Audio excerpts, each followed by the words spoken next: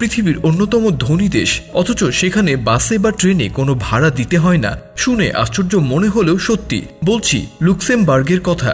মানুষ বাইরের দেশে গিয়ে গাড়িতে চললে বেশি ভাড়া শুনে অবাক হয়, আর এই দেশে গাড়ি ভাড়া দিতে হবে না শুনলে অবাক হয়। লুক্সেমবার্গ ইউরোপের ছোট্ট একটি দেশে এটি এখন বাস্তবতা।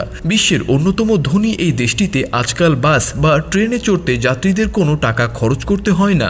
2020 সাল থেকে লুক্সেমবার্গ বিশ্বের প্রথম দেশ হিসেবে নাগরিকদের জন্য সকল প্রকার গণপরিবহন একদম ফ্রি করে দিয়েছে। লুক্সেমবার্গে মাথাপিছু গাড়ির সংখ্যা ইউরোপীয় ইউনিয়নদের দেশগুলোর মধ্যে অন্যতম সর্বোচ্চ। এর ফলে রাজধানী লুক্সেমবার্গে সিটি সহ দেশের প্রধান সড়কগুলোতে তীব্র যানজট একটি নিত্য নৈমিত্তিক সমস্যা হয়ে দাঁড়িয়েছিল।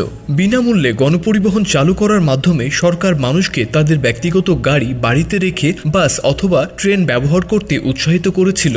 ফলে যানজট কমার পাশাপাশি পরিবেশ দূষণও কমবে বলে আশা করেছিল। একটি সমীক্ষায় দেখা গেছে এই নীতির ফলে রাস্তায় সত্যি কার্বন ডাই অক্সাইড নির্গমন প্রায় 8% কমেছে।